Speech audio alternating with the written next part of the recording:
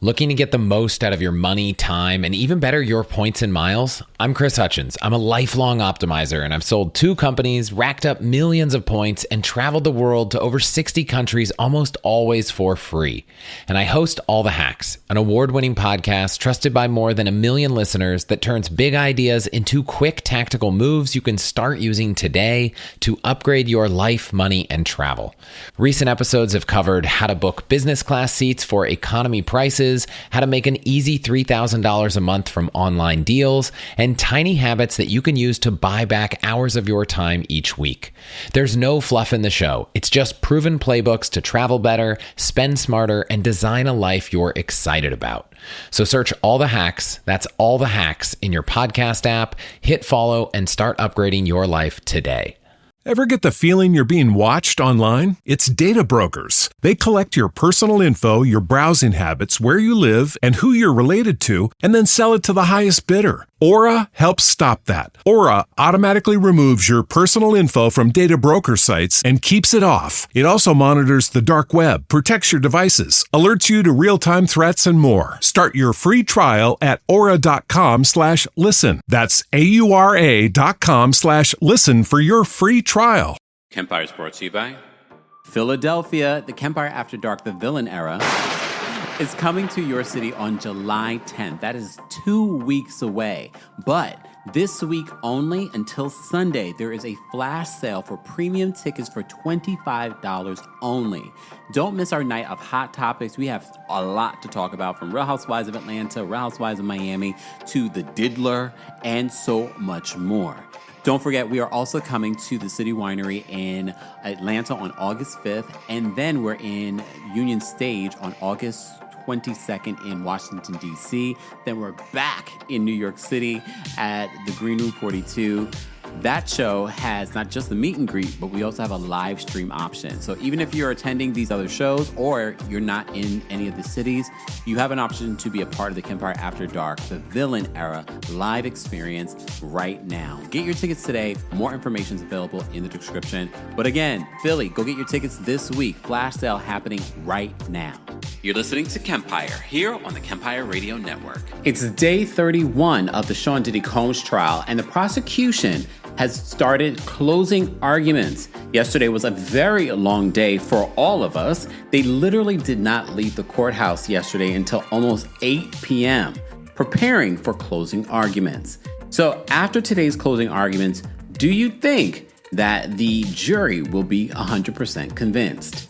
Yesterday, we went and unpacked some of the jury instructions that the prosecution wanted adjusted. And this is why yesterday was such a long day. They were fighting for certain terminology to be explained or changed or removed. You may have also seen that there were rumors that the prosecution for the Southern District of New York had dropped charges. That was completely false. There were just allegations that were part of some of these charges that were removed based on New York and California law. We talked a lot about that yesterday, but let's talk about the prosecution's closing arguments. Sometimes this will be the determining factor when it comes to how juries will come to their verdict.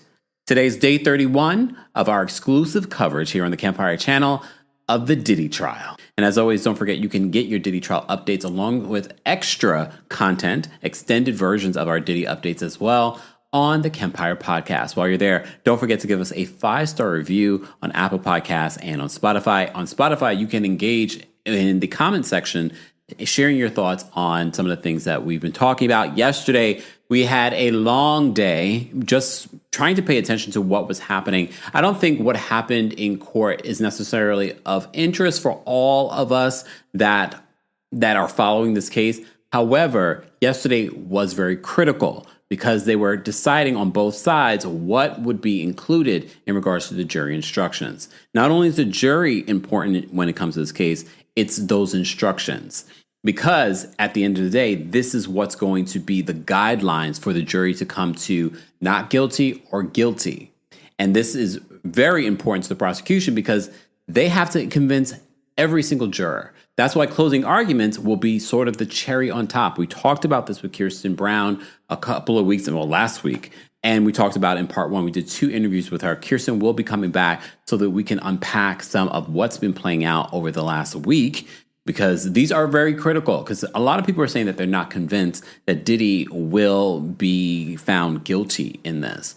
I don't know 100%, again, because I've told you before, I did a focus group that sort of was testing out what a jury would look like.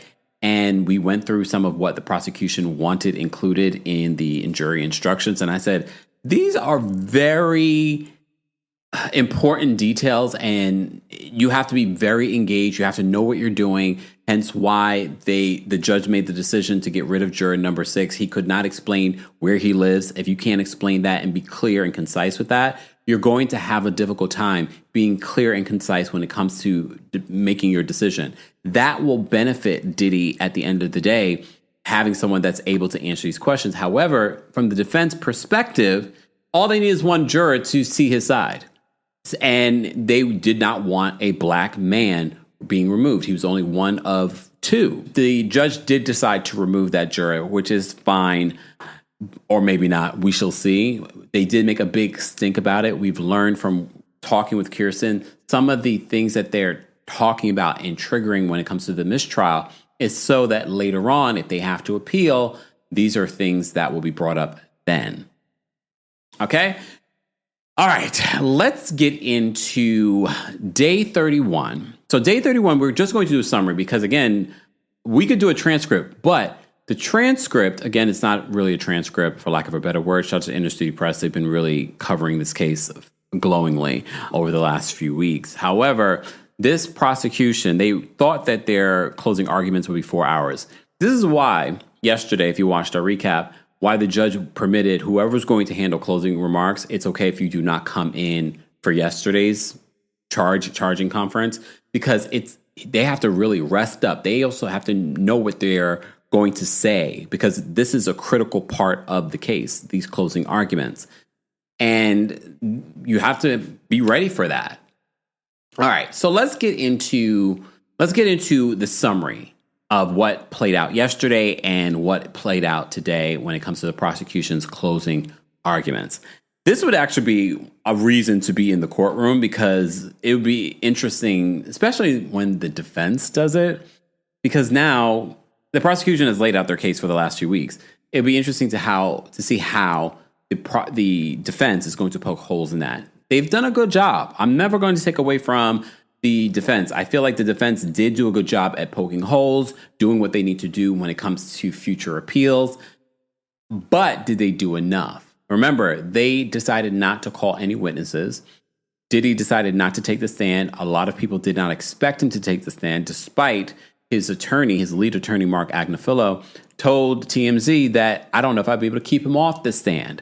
But it was definitely in his best interest, along with not calling witnesses. Remember, Kirsten chimed in saying that, no, it's in his best interest not to call any witnesses for character witnesses or to call experts, because at this particular point, we already know who Diddy is. But did Diddy do what the prosecution's accusing him of in regards to these charges? And we talked about the charges as well. Reminder for those that might be just joining us, no charges were dropped. Allegations that were included in these charges were streamlined. This is the language that the prosecution used, streamlined to make it easier for the jury.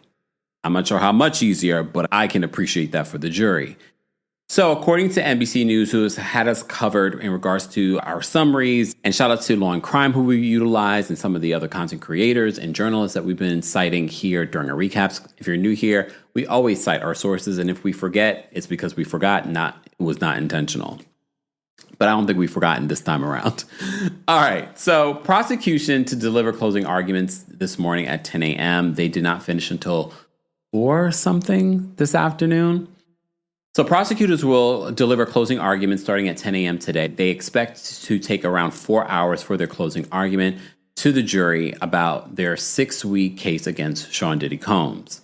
The defense will then deliver its closing arguments, which are expected to take a few hours. Judge hopes to charge the jury tomorrow. I don't think that's going to happen, because I don't believe the defense were able to even be able to do that today. So to do their closing arguments. So federal prosecutors want to tighten their case against Combs, asking a judge to strike language regarding the attempted kidnapping and arson from jury instructions, according to court documents filed on Tuesday. We went through those court documents already, which started a hamster wheel of conversation that charges were dropped, and that is not true.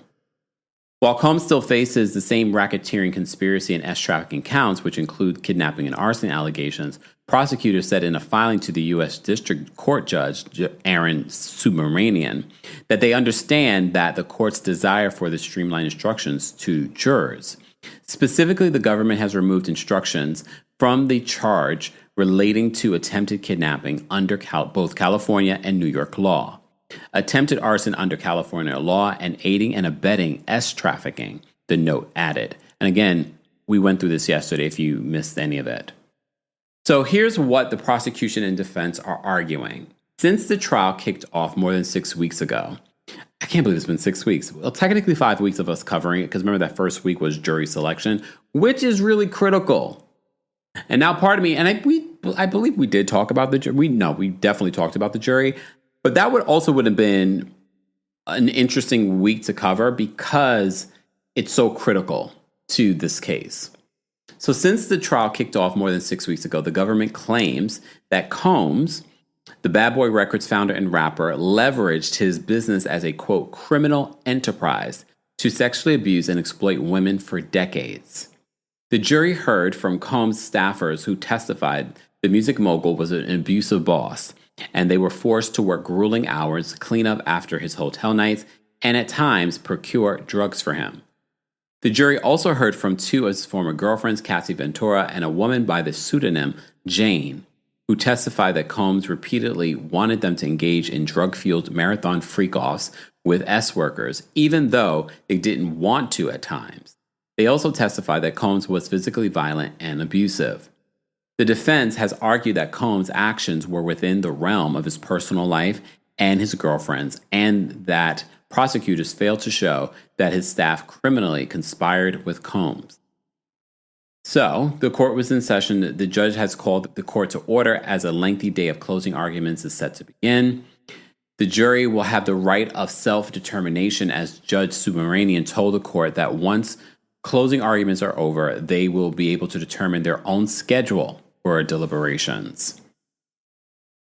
Several of Combs' family members took their seat in the second row as a nervous energy coursed through the courtroom.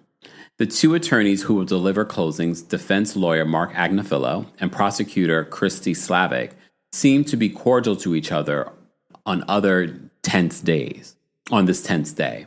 They were spotted standing off in a corner sharing a laugh. Because at the end of the day, yes, they're on opposite sides of this thing, but at the end of the day, they're not the ones facing jail time. You know what I mean? They're presenting a case. If anything, I can understand Diddy maybe not sharing a laugh with the prosecution.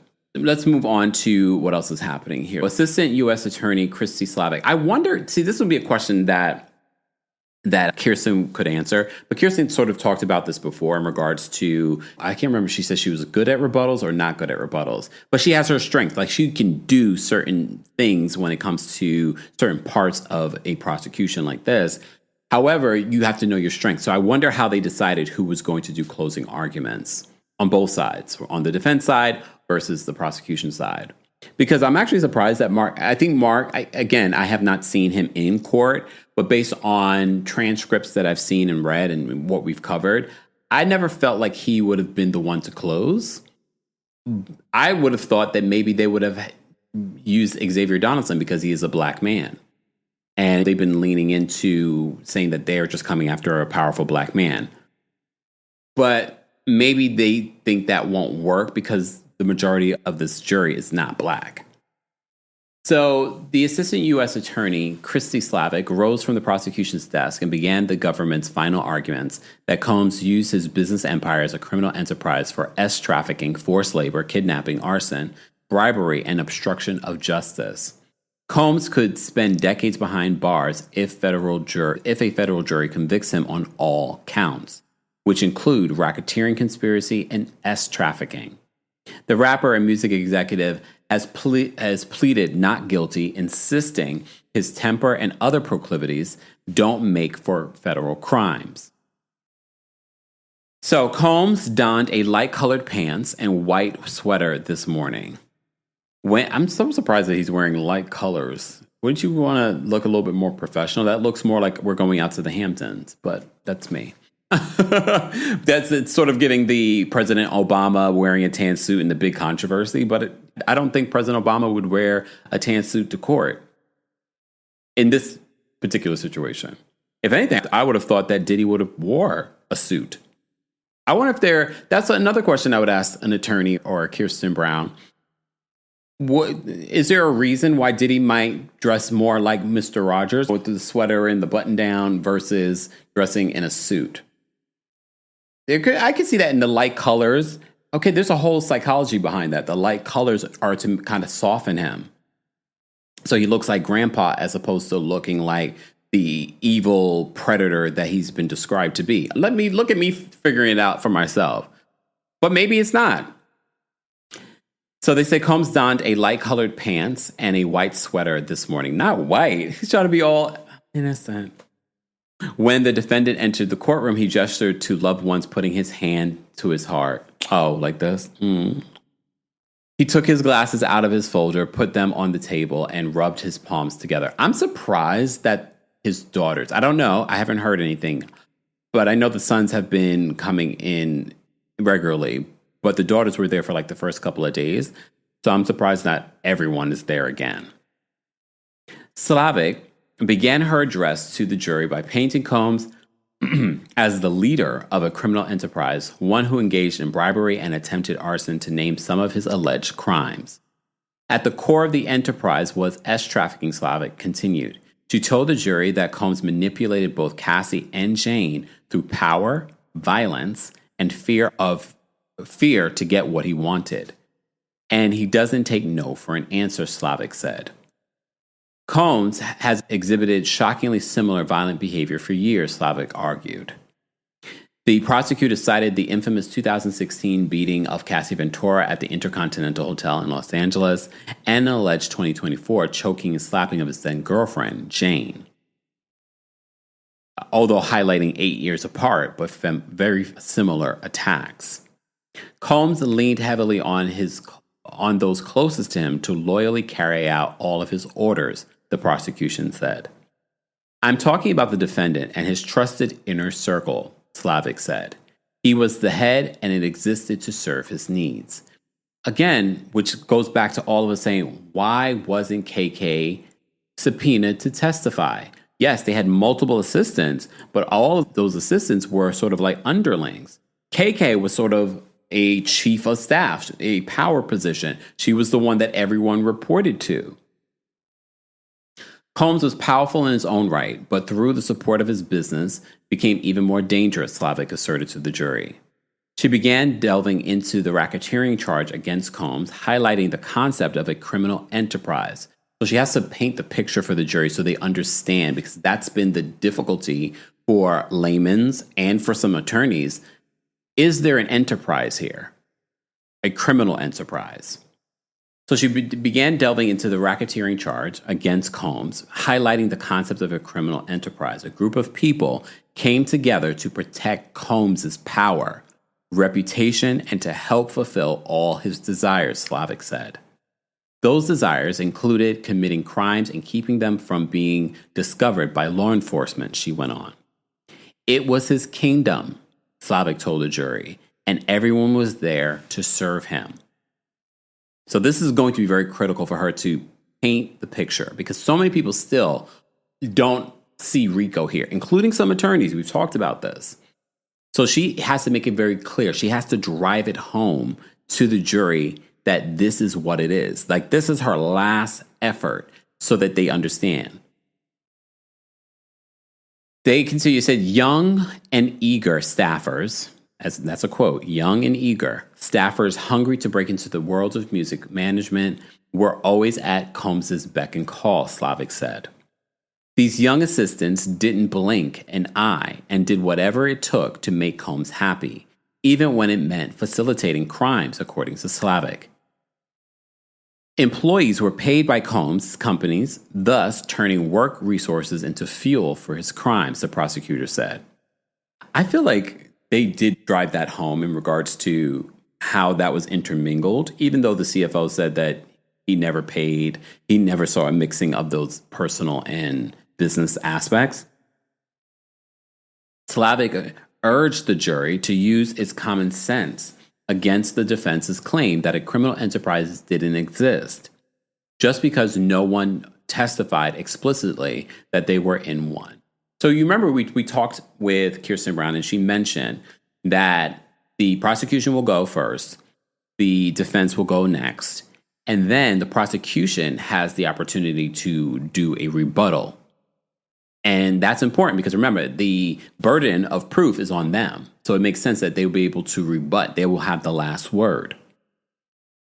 So she urged them to use their common sense against the defense's claim that a criminal enterprise didn't exist, just because no one testified explicitly that they were in one. They might not even have known. She told the jury that when a person agrees to their boss's demands to buy drugs, they're agreeing to a crime. When a person locks their boss's girlfriend in a room after he stomped on her face, that person is agreeing to commit a crime with their boss, Slavic continued. And that is agreeing to participate in an enterprise, the prosecutor asserted. Slavic urged jurors to pay attention to a map when they look back at Combs' alleged criminal acts. She says when S workers were paid to cross state lines or cell phones were used, those acts amounted to violations of interstate commerce laws, according to the prosecutor. Go back to the prosecutor's letter to the judge in regards to the jury instructions. We talked about interstate commerce laws. In continuation, they said whether a Combs staffer moved a single pill or 1,000 at his behest, those actions were criminal, the prosecutor said. You know what the defendant did, Slavic said. He gave them to Cassie and Jane. This is drug distribution, plain and simple. The government explains the 4 elements of racketeering, which is important because even all of us have been talking about this and people are still very much confused. So there are 4 elements of the racketeering charge against Combs, Slavic explained to the jury, as she walked through how the government case met each element. The first is conspiracy to participate in a criminal enterprise, which she insists Combs' employees did by agreeing to help him commit crimes. One example she gave was when the chief of staff, Christina Curran, made sure drugs and cash were delivered to Combs' hotel rooms. So the first conspiracy is to participate in a criminal enterprise. She might not have been happy, but she did it, Slavic told the jury. She was a member of the enterprise and has been referred to as an unindicted co-conspirator. The second and third elements are the impact on state or foreign commerce, and that Combs was knowingly a part of an enterprise. The former is fulfilled because Combs arranged for S workers and drugs to travel across state lines, Slavic said. The latter is met because Combs is the through line of his businesses, which she said existed only because of Combs. Finally, the fourth element is that the enterprise agreed to commit at least 2 crimes. This is important. The fourth element is that the enterprise agreed to commit at least 2 crimes under the RICO Act. Slavic says that Combs' criminal enterprise agreed to commit crimes related to drugs, S trafficking, bribery, and arson, as they helped cover up his alleged crimes. So Combs engaged in closing arguments. At times of this closing argument, this is NBC's observation, the journalists that they have in the building. At times of this closing argument, Combs sat back in his chair, looked ahead, looked down, and sometimes cast a glance toward jurors.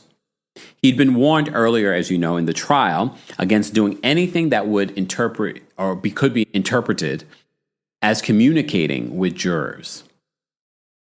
Drugs were an essential part of Combs' freak-off, so he and his staff were all involved in buying and distributing drugs, Slavic told the jury. She called back to evidence from Brendan Paul, who was one of the last people, one of the last assistants to testify. A former assistant who was instructed by Combs' chief of staff, Christina Curran, to ask for money reimbursing him for purchasing drugs. Combs needed a constant supply of illicit substances to give to his victims and made sure to have his staff drop off more when he ran out, Slavic said.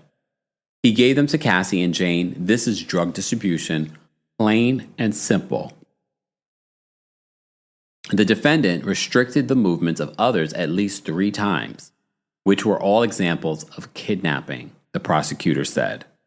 After beating Ventura in 2009, he forced her to stay in a hotel room until those wounds healed, Slavic said.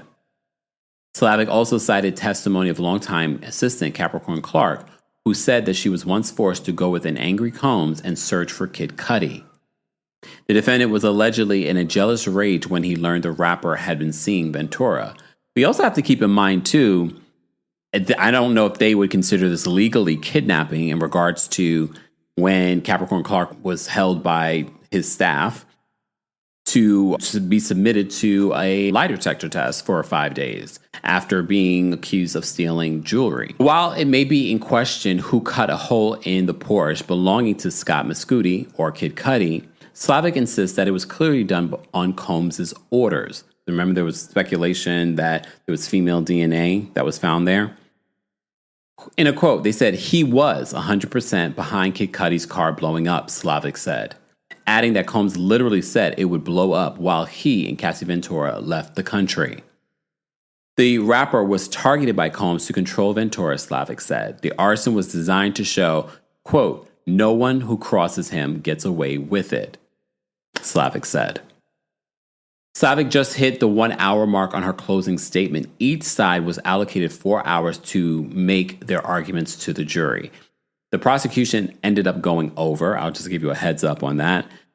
I'm glad we're reading this summary versus the transcript. If I get my hands on the transcript, maybe we will in a separate video. But today is just a summary. This is what we've been doing since day 1 of this trial.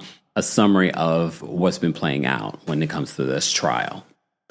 When Combs sought to cover his tracks following the 2016 Los Angeles hotel beating of Ventura that amounted to an act of bribery, the prosecutor said.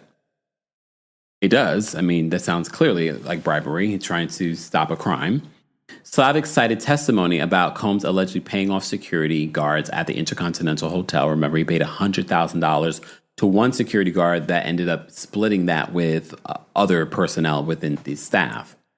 Combs, in full, quote, damage control mode, used money and power to buy and manipulate witnesses, according to Slavic. It appears that the theme of Slavic's final argument to the jury is that Combs and his inner circle refused to take no for an answer. She repeatedly stated the phrase, emphasizing it on the beginning as she described Combs' role at the top of his alleged criminal enterprise. When describing the push to bribe guards for the 2016 hotel beating footage, Slavic told the jury that his employees would stop at nothing to keep the video from getting to law enforcement. Hence why I feel like, again, Christina Curran was very much involved in that. She was the one at the hotel at the time. Again, I will never understand, and I probably will ask this to Kirsten Brown, the prosecutor, why? What did she not testify? And how does she get away with not testifying? And I know a lot of people are speculating, will she be charged later? If Diddy gets off on this, I don't see her getting charged because I don't feel like there's a strong enough case. If Diddy gets off on this, I don't think there will be a strong case to charge Christina Curran. She could clearly say, I was doing what he wanted me to do.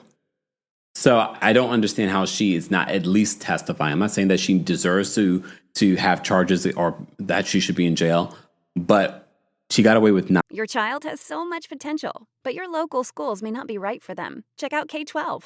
K-12 powered schools are accredited tuition-free online public schools for students in kindergarten through 12th grade. This is not your typical homeschooling. With state-certified teachers specially trained to teach online, your child will learn at their speed, at home, with innovative, engaging technology. Join the more than 3 million families who have chosen K-12. Go to k12.com/podcast today to learn more. That's k12.com/podcast. We all know that owning a small business means you wear many hats, but sometimes you really need an extra pair of hands. Upwork is how good companies find great and trusted freelance talent. With more than 2 decades of experience, with the simple and ambitious goal of pioneering a better way of working, companies at every stage turn to Upwork to get things done and find more flexibility in staffing key projects and initiatives. They access a global marketplace filled with top talent in IT, web dev, marketing, and more. Posting a job on Upwork is easy. With no cost to join, you can register, browse freelancer profiles, and get help drafting a job post or even book a consultation. From there, you connect with freelancers that get you and can easily hire them and take your business to the next level. Visit Upwork.com right now and post your job for free. That's Upwork.com to post your job for free and connect with top talent ready to help your business grow. That's UPWORK.com, Upwork.com. Not testifying?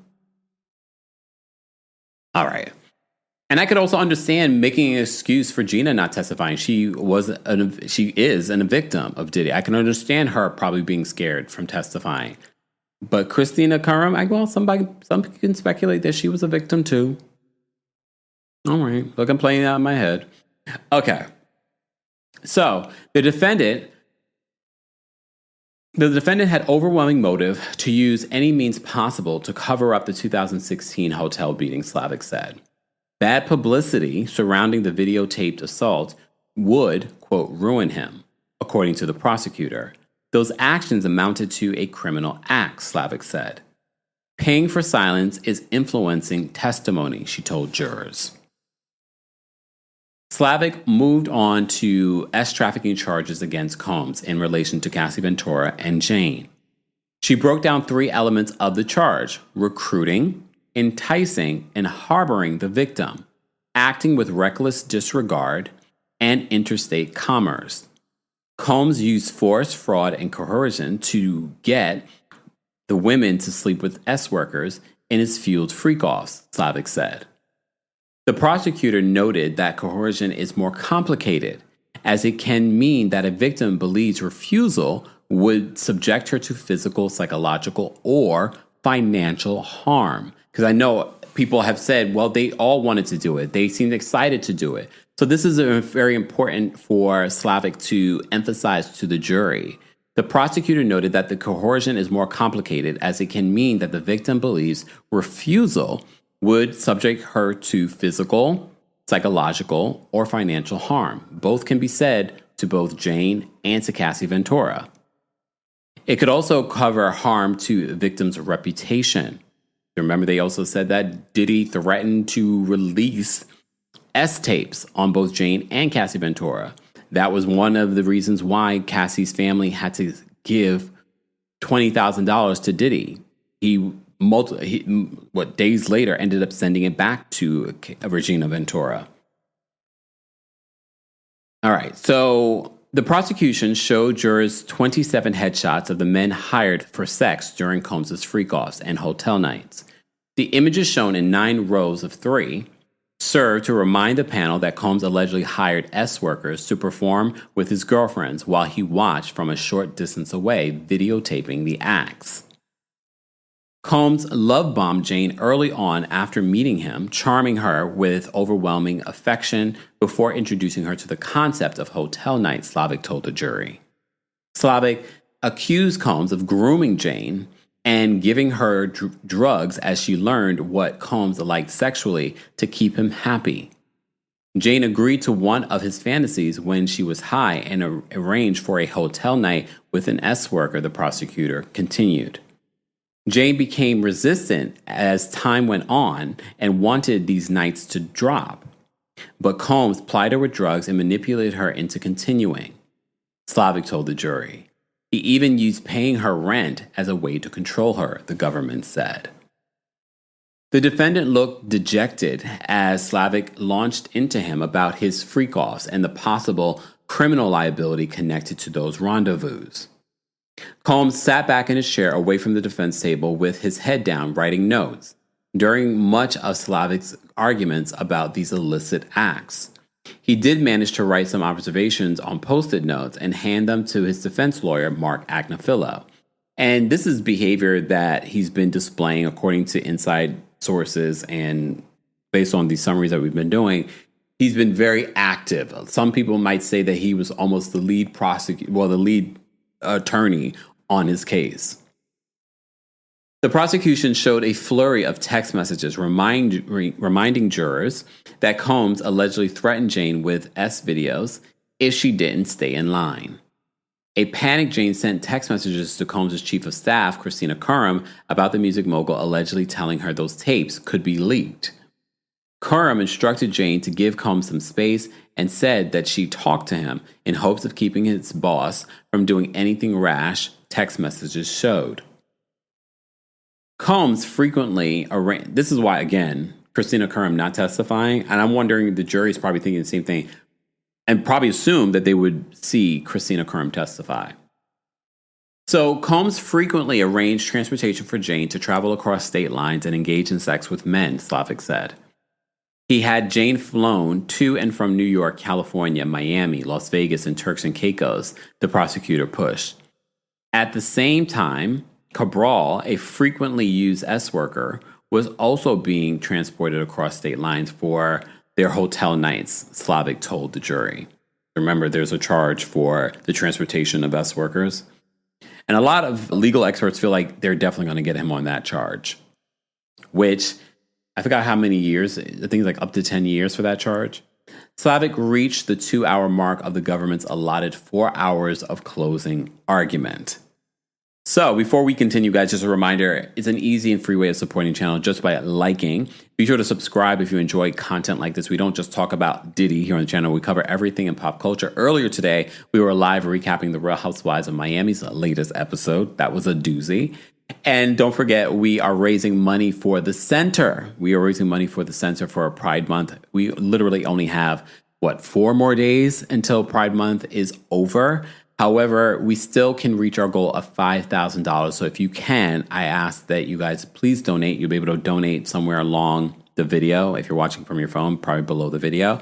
Help us reach our goal of $5,000. Your 100% of your donation goes to the organization. And although it is Pride Month, the community center that is the center provides services for the LGBT community, but everyone really in the community as well. Thank you to everyone that's already donated or will donate. And for those that have shared our donation, our Pride Month fundraiser.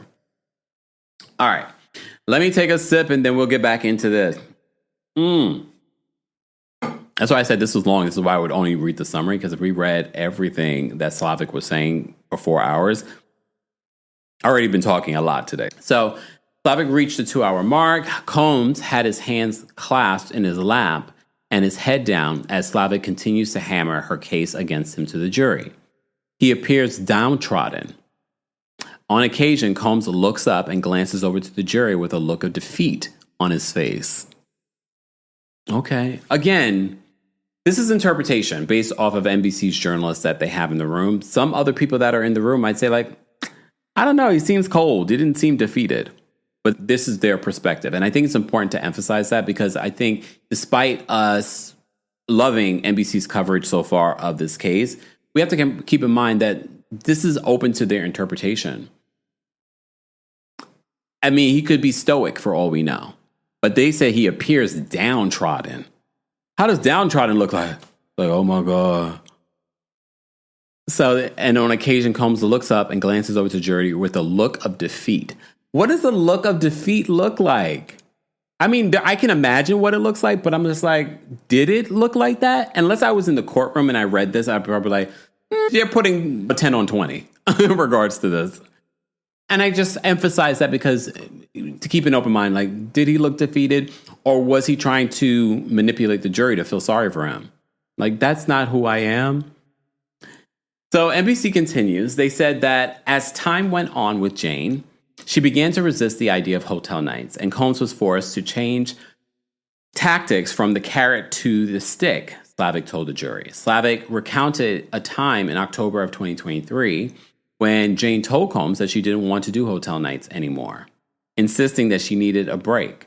Combs agreed to spend a day with her without strangers, Slavic continued. but Jane somehow found herself sober in a room having sex with 3 men.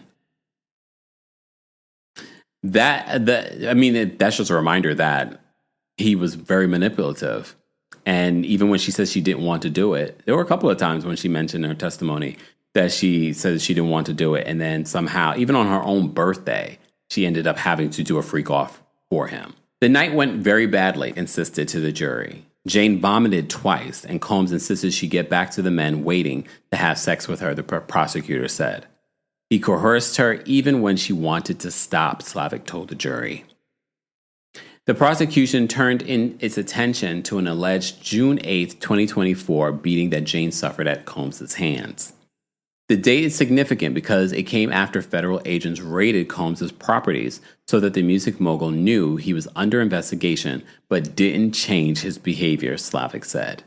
Combs beat up Jane in her home on that day, telling her, "You are not going to ruin my night," according to the prosecutor. A male S-worker was called to the home where he and Jane allegedly had sex for Combs' entertainment, the government said. All right, so they took a break for lunch. The judge gavelled proceedings back into action.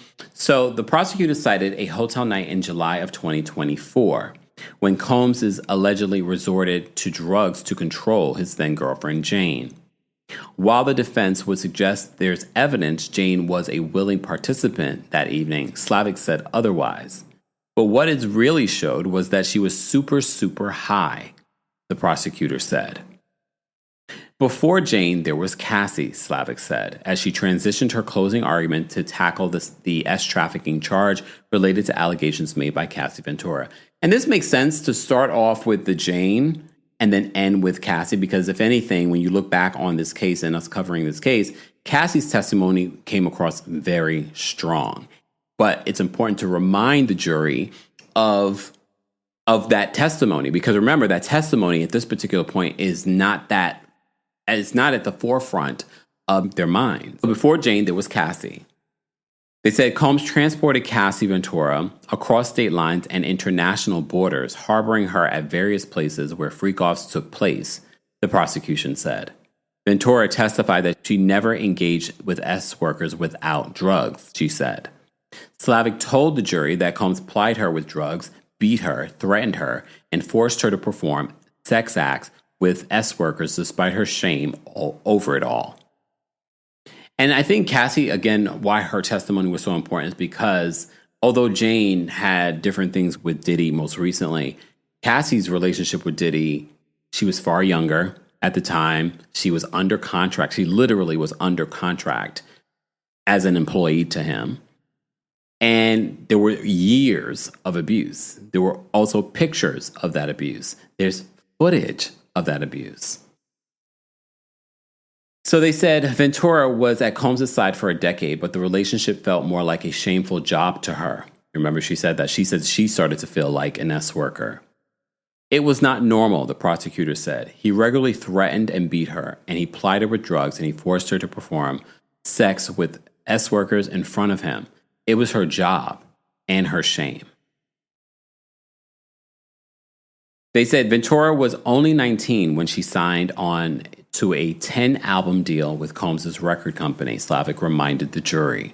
So we're seeing, they're emphasizing, because her testimony was so important. Remember, her testimony is probably what triggered, not probably, because you saw they talked all about it, is what triggered these federal charges. Not long after her first album release, Combs made it clear that he wanted more from her, she continued. And Combs exerted control over her as both her boss and her sexual partner. He told her what to do and refused to take no for an answer, the prosecutor argued. Combs decided what Ventura wore, what her nails looked like, who she spoke to, and so much more, Slavic told the jury. And despite the hours Ventura spent in the recording studio, he would never allow her to release another album, Slavic said. He would not allow her to make money for her music, making her dependent on him, the prosecutor said. The prosecution showed multiple pictures of a bruised and beaten Ventura. The images included wounds suffered after Combs allegedly flew into a rage after learning she once dated Kid Cudi. Another was of her with a busted eyebrow when Ventura was purportedly thrown into a bed frame. Any one of these attacks would have been life-changing, Slavic said, but for Cassie, it became her normal. Combs' inner circle helped him keep Ventura under his thumb anytime that she tried to escape. Because, that's been the narrative too. Why didn't she leave? Slavic told the jury that there was no safe space for Ventura as Combs exerted his control over and threatened her with violence. One of Combs' bodyguards may have iced her injuries, but he was ultimately playing both sides, Slavic said, as he reported everything back to Combs. Slavic had been making her closing arguments for 3 hours at this particular point. The government told the court her speech was likely to end around 4 hours. Slavic reminded jurors they've seen video of Ventura having sex with S-workers in acts allegedly forced by Combs. She is performing just like Jane. Don't be fooled. It is anything more than that, a performance. Because what you will see probably from the defense is you can tell from the video footage, you can tell from the screenshots, they were willing, consensual partners. They were excited about it. Look at the text message. They talked about being excited about it, about initiating it. And what the prosecution, based on what I'm seeing here, is saying, don't read too much into that. It was nothing but a performance where they were wearing wigs and costumes. They are orchestrated and directed, at times focusing on escort and not her at all. This was his fantasy, not Cassie's. Sean Combs caused her to have sex with S-workers using coercion. Combs' head was down as Slavic replayed video of him assaulting Ventura in March 2016 in the hallway of the Intercontinental Hotel in Los Angeles. So they played this again in the closing arguments. They want this fresh because remember, this was played early. Although it's been brought up, this was played early in the trial. As you know, the video first aired on CNN, shows Ventura in bare feet headed to the elevator and away from the room where Combs and an S-worker remained. Combs then comes running down the hallway in just a towel, throwing Ventura to the ground. Ventura curled up as Combs kicked her repeatedly before trying to drag her back down the hallway. And remember, what we saw in court was a longer version. We did not see the CNN version. So it said not only did he assault her in the hotel and bribe guards to buy the footage of this attack, but Combs also showed up at Ventura's apartment after banging at the door with a hammer, Slavic reminded the jury. Combs knew he had to keep Ventura under control, she said. Oh, wait, let me just read the top of this. So Combs' assault of Ventura at the Intercontinental Hotel should leave no doubt that he committed S trafficking. He used force to try to get Ventura back into the hotel room where the S-worker was waiting so that he could continue with the freak-off, the prosecutor argued. Not only did he assault her in the hotel and bribe guards to buy the footage of his attack, but Combs also showed up at Ventura's apartment after banging at the door with a hammer, Slavic told the jury. Combs knew he had to keep Ventura under his control. The prosecutor cited several instances in which Ventura appeared to be trapped in her abusive relationship with Combs. He created a climate of fear, Slavic said. Violence was in her mind whenever he proposed freak-offs. Ventura allegedly put herself at risk by not complying with Combs. She didn't want to make him angry because when he was angry, he would be violent. He could be a scary person, Slavic said. While the defense might try to say Combs' highest-ranking employees were unaware of his freak-offs, the prosecution points out the times they appeared to help it happen. Slavic noted how Christina Curran got S-workers to the hotel rooms and that she did damage control. Combs' head of security mentioned it to Combs' former assistant and helped buy drugs for Combs, Slavic said. A former assistant saw a video of a freak-off on a staff iPad. She continued. I almost forgot about that. That came out in testimony as well. It defies logic to think his most trusted lieutenants were in the dark, Slavic told the jury. There's also a text message most recently when Brendan Paul was testifying where they talked about the S-worker being in the hotel lobby. They knew what was happening and they helped him do it. Interstate transportation for S workers, I'll say, 2 of the 5 counts against Combs, is likely the least talked about part of the case, and that's reflected in Slavic saving it for just the last portion of her closing arguments. Slavic reviewed travel itineraries for S workers who were flown out across the country for Combs' freak-offs. She went over the payments as well, which were put on Combs' American Express card. The traveling freak-off show was always in motion and coming to a glamorous locale near you, Slavic said. Ventura and male S workers traveled through Los Angeles, Miami, New York, Atlanta, and the Turks and Caicos Islands, and Ibiza, according to travel and credit card records cited by the prosecutor. S workers named Paul Cabral and Reggie from the agency Cowboys for Angels were all among the go-to hires for Combs, Slavic said. They frequently traveled to meet with Combs and his girlfriend, often making a mess where they stayed, according to the prosecutor. The jury was reminded of a text Jane sent to Combs telling him of bodily fluid stains left at the London West Hollywood. So they take a break. All right, let's get back into this. Ventura and Jane had no choice but to perform sexually for Combs, even as they became sick and their bodies wore down, Slavic said. I'm going to just double check and make sure everything's going on, y'all. Because if you remember, when we first started this, I had some tech issues. I just want to make sure everything was still going. Days-long freak-offs were fueled by ecstasy, Molly, and cocaine, according to the prosecutor. Both of his girlfriends regularly suffered from urinary tract infections, UTI, but were still forced to have sex at Combs' direction, Slavic said. Slavic veered into the concept of forced labor by revisiting the testimony of Mia, a former assistant who worked for Combs, and said that he SA'd her. Combs used a pattern of force that caused Mia to believe that she would be harmed if she didn't comply with his wishes, Slavic told the jury. The former assistant testified that Combs slammed her into a wall in addition to violence she saw him subject Ventura to, Slavic said. When Mia was in South Africa with Ventura, her job was threatened if she didn't answer the phone. The prosecutor continued. Mia knew that she couldn't tell Combs no, Slavic argued. Ventura's lawsuit and Combs' reaction to it weaves this whole story together, Slavic told the jurors. Combs knew the civil action could lead to prosecution, according to the prosecution, so that he had to circle the wagons and keep his most trusted advisors, such as chief of staff and security head, quiet and unseen. Paying people off with a brown paper bag was not an option. He needed to stay under the radar, Slavic said. Again, why we did not get a testimony from, unless this is a foreshadowing of charges being brought against Christina Curran and maybe his security. I'm pretty sure that's not off the table. They really could. They've been cited multiple times for doing illegal activity. So they continue. They said Slavic's closing arguments have now gone past the 4-hour, 35-minute mark.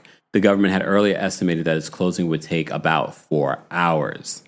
Slavic sat down after a nearly 5-hour address. That's a long time. To the jury, making the government's case against Combs on all 5 charges. She thanked the jury for their dedication, noting that much of the evidence was hard to hear and see through the 6 weeks of trial. Combs is guilty, Slavic said, and he was able to get away with it because of the power and influence he held. It is time to hold him accountable. It is time for justice, Slavic said, and it's time to find him guilty. So, again, that left no time for the defense to present their case. Judge Subramanian sent the jurors home for the day. The panel will hear from Combs' side of the table tomorrow. Defense attorney Mark Agnifilo has said previously he'll need about 3 hours for his summation. Slavic's closing lasted about 4 hours and 49 minutes. That's a long time, hence why I said I'm not going to read the transcript, because that is a long time to go through. But based off the summary,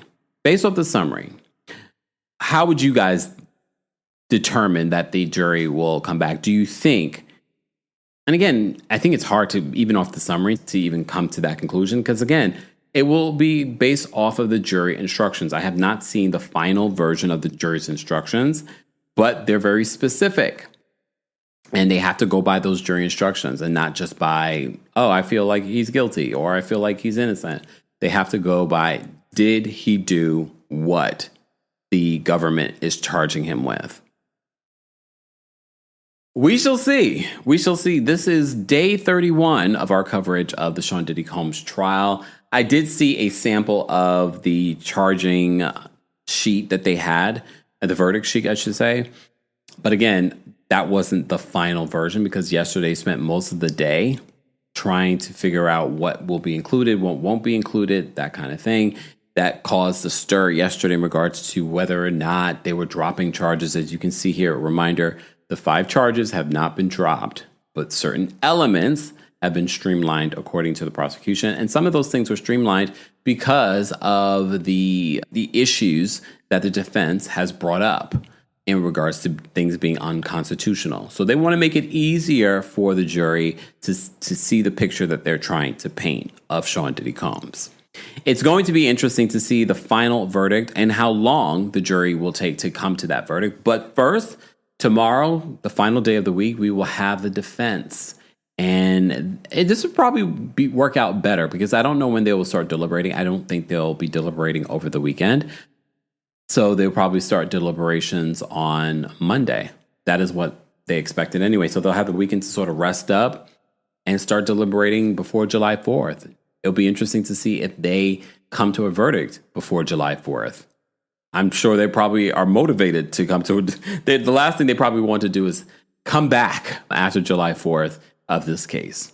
Guys, I want to know your reaction to our summary of the prosecution's closing arguments today. Let's continue this conversation in the comment section. As always, thank you to our King's Guards. Thank you to our channel members. Thank you to our subscribers. And thank you to those of you that haven't subscribed, but you've been watching our updates on this Diddy trial. Be sure to continue to like the video and be sure to listen to our podcast version on the Kempire podcast. While you're there, don't forget to give us a 5-star review. And don't forget, the Kempire After Dark, the Villain Era, is coming to a city near you. First up, literally 2 weeks from today, I will be in Philadelphia at the City Winery there. This week only, though, they are doing a flash sale. So you can get premium tickets for only $25. So go get your tickets if you've been waiting, or if you will be, or you didn't know that I was going to be in Philadelphia. We will definitely be talking about Housewives. We will definitely be talking about Diddler. We will definitely be talking about a bunch of stuff. So go get your tickets today. Then I'm coming to Atlanta August 5th, DC August 22nd, and back here in New York City September 12th. Ticket information will be available in the description with everything else Kempire, including our merch, including our Cameo. Everything will be there. Thank you all for being here. Again, thank you for watching and for listening. See you in the next one. Thanks for tuning in to Kempire here on the Kempire Radio Network. As always, you can hear Kempire on Apple Podcasts and on Spotify or wherever you get your podcasts. More information can be found on KempireRadio.com.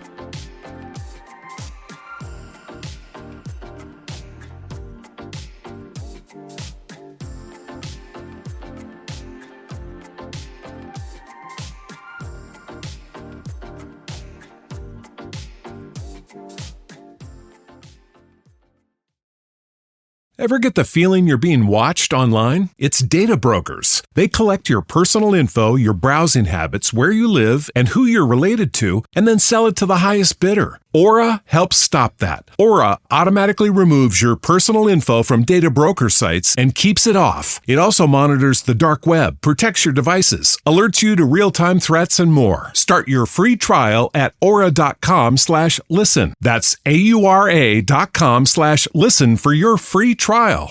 If you're a podcast host, listen up, this one's for you. My name is Allie Jackson. I'm the host of Finding Mr. Height, a dating and relationship podcast that I've been doing for 4 years now, sharing my positive and practical approach to dating that's built on my own life experience. And I wanted to share another experience that I've had, my secret behind monetizing my show. It's called Red Circle, and I was just telling my colleague about how much I love their platform. With Red Circle, not only am I getting a seamless hosting experience, but I also love the support I receive in ad sales. It's not just typical ad sales either. It's targeted targeted opportunities based on my show and my life. And the platform is super simple. You just set your preferences and Red Circle matches you with sponsors that align with your show. You can vet every opportunity and their platform gives you great analytics. More recently too, my Red Circle team has brought me opportunities outside of my podcast on social media to really augment the podcast partnerships, bring them full circle. I just can't recommend them enough. If you want to give it a try, go to redcircle.com to get your free trial. That's redcircle.com for a free trial.